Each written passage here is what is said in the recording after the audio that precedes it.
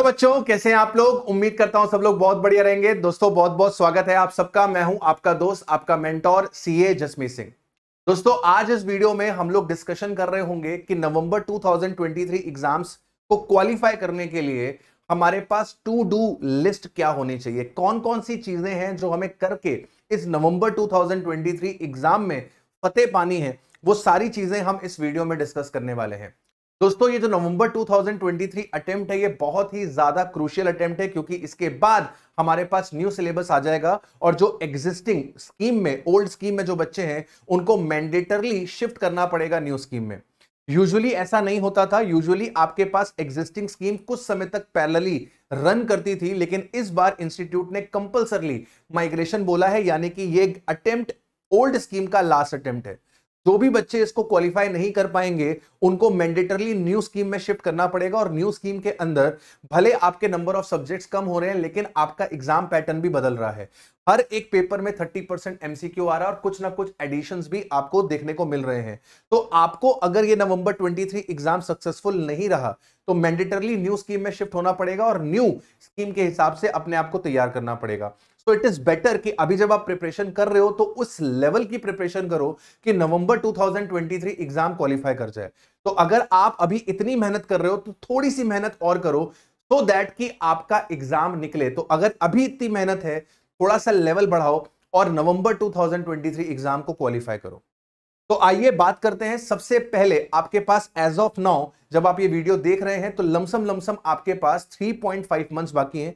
ये 3.5 मंथ्स में आपको बता दूं बेटा बहुत है, सफिशिएंट समय है अभी हमारे पास अपकमिंग एग्जाम को क्वालिफाई करने का। तो जिन भी बच्चों के दिमाग में ये आइडिया आ रहा है कि हम ड्रॉप करके आगे शिफ्ट करेंगे, उस आइडिया को ड्रॉप कर दो। राइट। तो सर सबसे पहली चीज आपके पास एज ऑफ नाउ, जब आपके पास 3.5 मंथ्स बचे हैं, तो आपके पास एक डिटेल्ड प्लान होना चाहिए, date wise and subject wise. आपको हर एक सब्जेक्ट का डिटेल्ड प्लान बनाना है डेट वाइज। आपको कब सिलेबस कंप्लीट करना है उसकी एक डेट सेट होनी चाहिए। कौन सा चैप्टर किस डेट तक कंप्लीट होना चाहिए उसकी डेट सेट होनी चाहिए। कितने रिवीजन्स लगाओगे, पहला रिवीजन किस डेट तक कंप्लीट होगा, दूसरा रिवीजन, तीसरा रिवीजन किस डेट तक कंप्लीट होगा। ये सारी चीजें आपके पास लिखित में होनी चाहिए, सब्जेक्ट वाइज में होनी चाहिए। आई वुड सजेस्ट कि आप इसे एक चार्ट पेपर पे बनाओ और उस चार्ट को अपने स्टडी रूम की वॉल पर स्टिक कर दो, सो दैट कि रोज आप उस चार्ट को देखो और आपको अपना गोल रिमाइंड होता रहे। This is very very important. दूसरी चीज जो आपको करनी है कि आपको प्रिपेयर करना है फॉर प्रैक्टिकल सब्जेक्ट्स अपने कॉन्सेप्ट रजिस्टर। कॉन्सेप्ट रजिस्टर के अंदर आपके पास सारे के सारे कॉन्सेप्ट्स आ जाएंगे उस पर्टिकुलर चैप्टर के। फॉर एग्जाम्पल अकाउंट्स है, कॉस्ट है, एफएम है, ये तीन हमारे पास प्रैक्टिकल सब्जेक्ट्स हैं। इन प्रैक्टिकल सब्जेक्ट्स का हमारे पास कॉन्सेप्ट रजिस्टर होना चाहिए। हर एक चैप्टर का कॉन्सेप्ट आपने उसके अंदर लिखा हो। अब प्रैक्टिकल जो सब्जेक्ट्स होते हैं उनमें एक खासियत होती है, नंबर ऑफ क्वेश्चंस तो ज्यादा होते हैं, लेकिन हर एक क्वेश्चन में पूरा क्वेश्चन नया नहीं होता, पूरा क्वेश्चन ही इंपॉर्टेंट नहीं होता। उस क्वेश्चन के अंदर कोई एक आध एडजस्टमेंट ऐसी होती है जो पिछले क्वेश्चन से अलग होती है।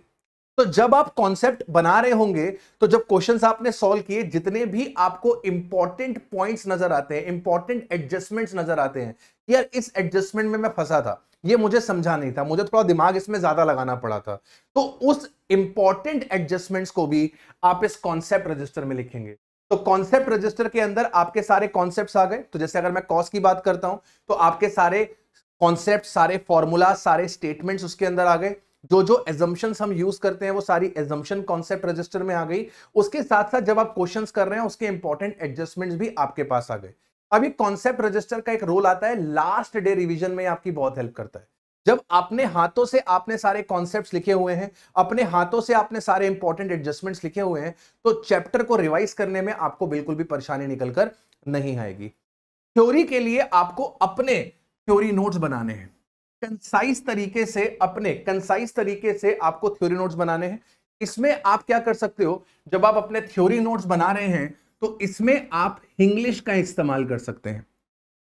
ये नोट्स आप कैसे बना सकते हैं, ये नोट्स आप इंग्लिश में बना सकते हैं। थ्योरी को रिटेन करने का बहुत बेस्ट तरीका है कि एक स्टोरी टाइप की बना लो इंग्लिश में और उसके बेसिस पे आप रिवीजन करो। जब आप ये नोट्स बना लोगे तो आपको थ्योरी सब्जेक्ट रिवाइज करने में बहुत आसानी होगी। इनिशियली हो सकता है कि जब आप ये नोट्स बना रहे हो तो आपको टाइम लगे, लेकिन second revision, third revision, fourth revision में ये आपको बहुत ज्यादा हेल्प करेंगे, राइट। तो जो थ्योरी आपके सब्जेक्ट्स हैं उनके लिए इंग्लिश में आप थ्योरी नोट्स बना ले। इसके बाद आपको क्या करना है, जो नवंबर 23 का आरटीपी इंस्टीट्यूट लेकर आएगा आपको वो करना है। उसके साथ साथ आपको पिछले 4 अटेम्प्ट्स की आरटीपी भी करनी है। 4 अटेम्प्ट्स की आरटीपी करनी है और पिछले 4 अटेम्प्ट्स के आपको पीवाईक्यू भी करने हैं। अच्छा, अगर आपको यह लगता है कि किसी सब्जेक्ट में आपकी पकड़ नहीं बन रही, सर हमको लगभग लगभग सिलेबस तो आता है लेकिन एक आध सब्जेक्ट ऐसा है जो हमको परेशान कर रहा है, या हमें हर एक सब्जेक्ट के अंदर 2-2, 3-3 चैप्टर्स में प्रॉब्लम आ रही है, 70-80% सिलेबस समझ में आ चुका है लेकिन 20% ऑफ द सिलेबस हमें तंग कर रहा है, तो अब हम क्या करें? तो इसके लिए आपके पास ऑप्शन है कि आप हमारा फास्ट ट्रैक बैच परचेज कर सकते हैं उद्देश्य का। ये फास्ट ट्रैक बैच के अंदर आपको सारे के सारे कॉन्सेप्ट्स बढ़िया तरीके से कराए गए हैं, तो किसी भी चीज में अगर आपको दिक्कत निकल कर आती है तो ये आपके लिए एक हेल्पिंग हैंड हो जाएगा। तो आपको पूरे के पूरे लेक्चर्स देखने की जरूरत नहीं पड़ेगी, जिस भी पर्टिकुलर पॉइंट में, जिस भी पर्टिकुलर चैप्टर में आपको तकलीफ है वो पर्टिकुलर चैप्टर जो है वो आप फास्ट ट्रैक से कवर अप कर सकते हैं। और अगर आपको लगता है नहीं सर मेरे को फास्ट ट्रैक की जरूरत नहीं है, मुझे सब आता है, बस मुझे रिवीजन की जरूरत है, तो बच्चा बहुत ही जल्दी हम आपके लिए इसी चैनल पे रिविजनरी वीडियोस भी लेकर आने वाले हैं। तो वो रिविजनरी वीडियोस आपकी हेल्प कर देंगी for the purpose of revision. And the last and the final thing जो आप लोग को करनी है नवंबर 2023 एग्जाम क्रैक करने के लिए है, वो है मॉक टेस्ट देना। मॉक टेस्ट देना बहुत जरूरी है। आप चैप्टर वाइज मॉक टेस्ट दे सकते हैं और आपको कंप्लीट सिलेबस के मॉक टेस्ट देने हैं, ठीक है। ये करने से आपको अपनी तैयारी का पता लगेगा, अपनी वीकनेसेस का पता लगेगा, आपको पता लगेगा कि आपका हाथ कहां पर रुक रहा है, कौन सा क्वेश्चन आपसे नहीं बन रहा, टाइम से आप पेपर कंप्लीट कर पा रहे हो कि नहीं कर पा रहे हो। उसके लिए ये बहुत ज्यादा जरूरी है। बिना मॉक टेस्ट जाना मतलब कि बिना तैयारी के जंग में जाना। तो बिना तैयारी के अगर जंग में जाओगे तो वहां पर आपका खून ही बहेगा, वहां पर आपका खून ही बहेगा। तो इट्स बेटर कि अभी जब आप प्रैक्टिस कर रहे हो तो आप पसीना बहा लो ताकि एग्जाम में आपका ब्लड ना बहे, right. It's better to sweat out in practice rather than bleed in war, right. तो अभी आप जितनी ज्यादा प्रैक्टिस करोगे उतना ज्यादा आपके लिए हेल्पफुल होगा।